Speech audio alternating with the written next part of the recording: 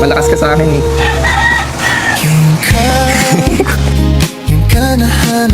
Welcome back to my channel. Eto nga po, good vibes muna tayo dahil umani nga po ng papuri. Eto nga po si Mr. Pretty Boy ng Camarines Norte. At eto pa guys, si Kyla mas lalong gumaganda. Ating subaybayan ang ating topic ngayon, ang ating video. Pero bago tayo magpatuloy, bumabati po ako ng isang magandang araw, magandang gabi po sa inyong lahat.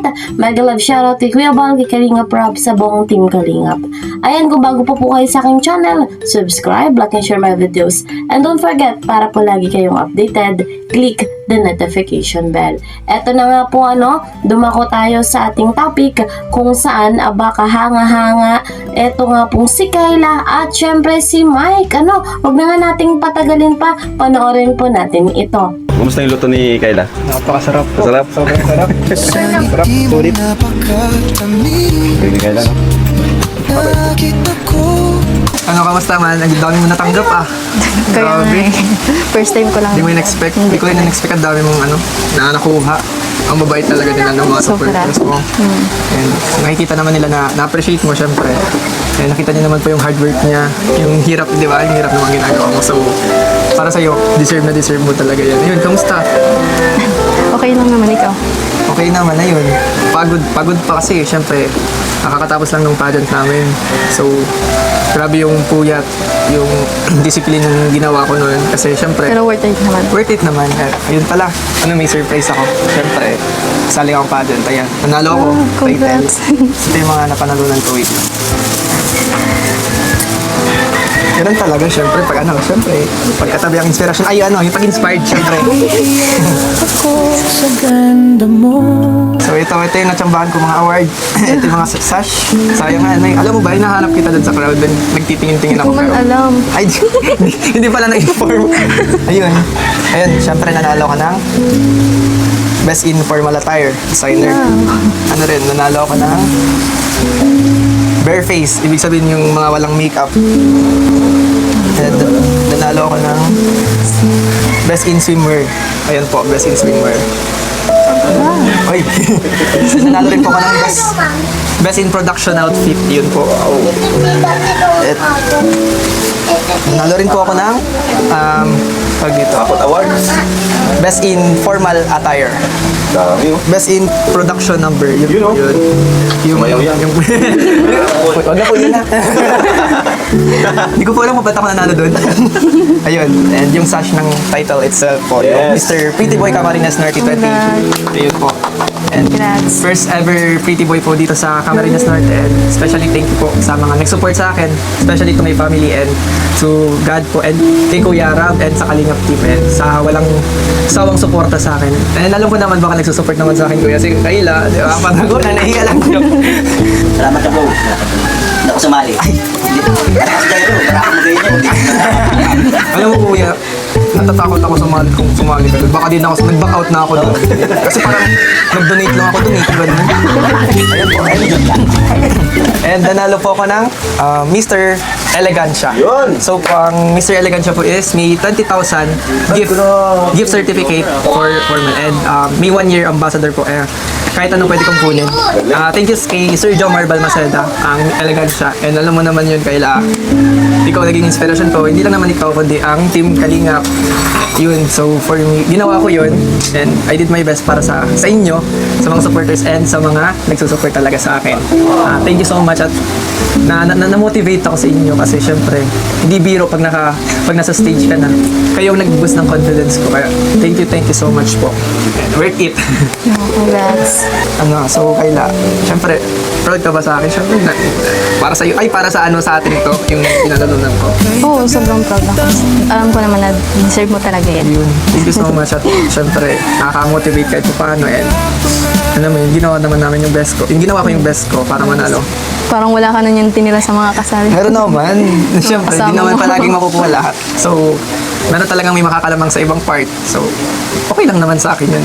And masaya naman. Ako naman, gusto ko naman dito yung experience, tsaka yung saya. Kasi, alam mo yun, kada practice, hanapin mo yung mga co-candidates mo, hanapin, alam mo yun, magkakasama ka unity. Sayang nga, kung nanood ka sana nun, baka lahat ng award nakuha ko ni. Pero kung alam ko lang talaga. Sayang, sinunod ako. dapat pa pinaalam ko eh. Pero naiiyak kasi ako. Baka pag nandun ka na, nangihina na ako. Baka di ko na alam sasagutin ko paano ako maglakad. Kasi syempre, imbis na nakatingin ako sa judge, ayaw ko nakatingin. O, di ba mawala ako sa focus? Yung ba naisip? Kaya naisip ko, buti na lang, siguro. O pwede nakita kita sa live. Ayun, pasensya pala kay lahat naka-shades ako. At simula kasi nung pageant, grabe yung puyat ko kasi grabe po yung review ko. Grabe po yung eyebags ko kasi di na po ako nagkakatulog at puro review. Mga nagkabisado po ako ng advocacy, gano'n. So, ayun po, pasensya po at nakakaya po. Grabe yung eyebags ko po. Pero ano, sa atin mo kailan, buti ka pa. Kahit grabe yung pagod, yung hard work mo. Ang dami mong ginagawa, yung work mo. Pero blooming ka pa rin talaga. Grabe.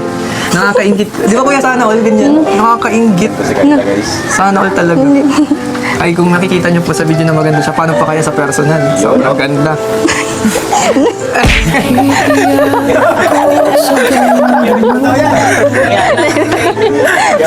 Pero totoo po yun. Totoo po yung sinasabi niyo. Totoo naman. Yung Morena Beauty talaga. Paano pa kayo, what more pa pag nakita niya sa personal? Hindi niyo expect na ganun pala siya kaganda lahat. Yun o. Saka napaka-humble. Ay, napaka-humble po. Napakatahimik lang, Ibang klaseng tao po siya, ibang klaseng babae na hindi napakabira natin makita sa ibang babae. Hindi ko nga akalain po na ano eh, na nakakaya niya magbuhat ng mga buhangin, ng pabibigat pati naman nun. Eh, mga lalaki nga nabibigat na, paano pa kayo mga babae? So, grabe talaga. Saka walang arte kahit mainit. Oh.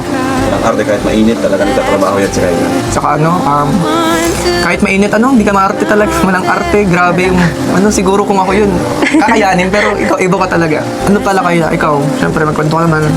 Kamusta ka naman? Syempre, baka palagi kang pagod, anong ginagawa mo? Baka nasasobrahan ka na sa sa trabaho mo. Mag-ingat ka palagi sa sarili mo. Isipin mo pa rin yung sarili mo. Ayun, concern lang naman ako, syempre. Ako, kamusta? Stress palagi. Stress. Siyempre, kahit ganito pag na pag ako na mag-isa baga naisip ko na yung mga iyak. Hindi, huwag mong isipin. Mababaw na kasi ang luwa. Sa bagay, naiintindihan ko naman, meron talagang gano'n na tao. Pero, lagi mong isipin, marami pa rin nakasuporta sa'yo. Ang stress naman, masusolusyonan mo yan. Maghinga ka lang palagi at mag-pray ka. Siyempre, kung na-stress ka talaga, kausapin mo si Kuya Rab, nandiyan naman sa'yo. Ayun ako, di ba? Ano pa lang ang nagpapa-stress sa'yo, Kayla? Yung mga gastusin din. Tapos yung, siyempre, pag mapasok ka na ako, inisip ko yung mga bantay sa pamangkin ko, sa kapatid ko, yung Ayun, nakita ko naman na nakaka-stress nga naman talaga yun kasi sobrang pagod nun. Pagbantay tapos pa may work pa baga ako. Dapat nagpo-focus ka na muna sa pag-aaral mo. Pero wala di ba ganun talaga. Marami kailangan gawin. Kaya nakakabilib talaga. Hindi biro yung mga ginagawa mo. And magsabi ka pag kailangan mo ng tulong, andito naman ako. O, tawagan mo ako. Di ba? Ano naman ang diet? Maliit lang naman yan. Kaya naman namin yan. Ay, kaya ko naman yan. Sabi ka lang sa akin.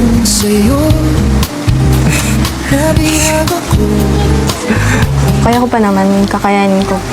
Kasi dyan kayo, nagsusuporta sa akin. Alam kong talagang alam ko naman na di ako nag-iisa. Alam ko naman andyan kayo para sa akin. Nandito naman talaga kami. Kung kailangan mo ng kausap, lalo na ako, pwede mo ako kausapin. Pero kasi gusto kong makilala pa kita.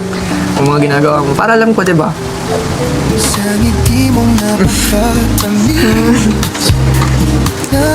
Thank you kasi andyan ka. Kahit daw itong ginagawa tungkol sa mo, nag-aaral ka, tapos sa mga thank you. Kaya ko naman yun. Basta ikaw, kaya mo pagsabay-sabay niyan. Malakas ka sa akin eh.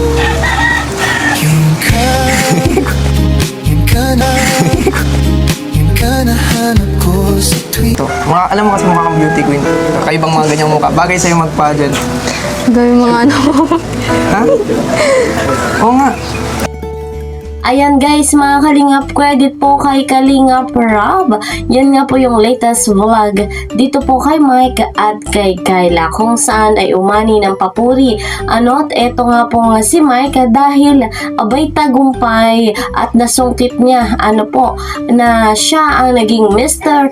Pretty Boy ng Camarines Norte. Kaya naman, congratulations Mike. Ayan, ang dami niya natanggap, halos hakot award at proud na proud si Kyla dito kay Mike. At speaking Kyla, talagang napakaganda. Lalong gumaganda. At yung chemistry nila ni Mike, mas lalong umuusbong. Kaya naman di tayo magtataka kung talaga itong tambalang ito ni Mike at ni Kyla ay mas kikilalanin at mas lalong tatangkilikin ng karamihan, kagaya ng love team nina Jomcar, ng Franjoy, at ng Mikris. Kilalang kilala natin sila. At nakikita din natin na etong kay Mike at kay Kyla ay magiging ganun din. Talagang napakaganda ng kanilang chemistry, mas lalong umuusbong at kapansin-pansin din doon sa vlog napakaraming nagmamahal kay Kyla at napakaraming blessing na dumating sa kanyang buhay nang dahil po yan sa Team Kalingap, dahil kay Kuya Val, dahil kay Kalingap Rob. Kaya naman talagang very thankful eto nga pong si Kyla sa mga blessings na dumadating sa kanyang buhay. So guys, marami tayong dapat pang pakaabangan sa vlog ni Kalingap Rob patungkol nga po dito kay Kyla kasama si Mike. Ayan. So, ano pa nga ba ang dapat nating pakaabangan? Patuloy lamang po tayong umantabay dito nga po sa channel ni Kalingap Rob. So, masayang masaya tayo dahil may kaganapan sa dalawang ito.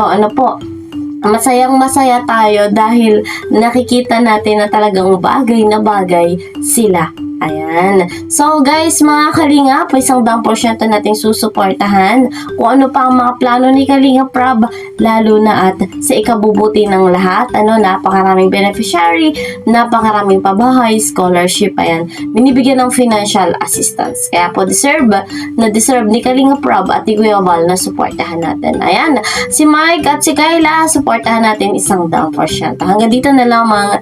See you po sa next video. Mag-ingat po kayo palagi. God bless everyone. God bless Team Kalingap. Bye-bye.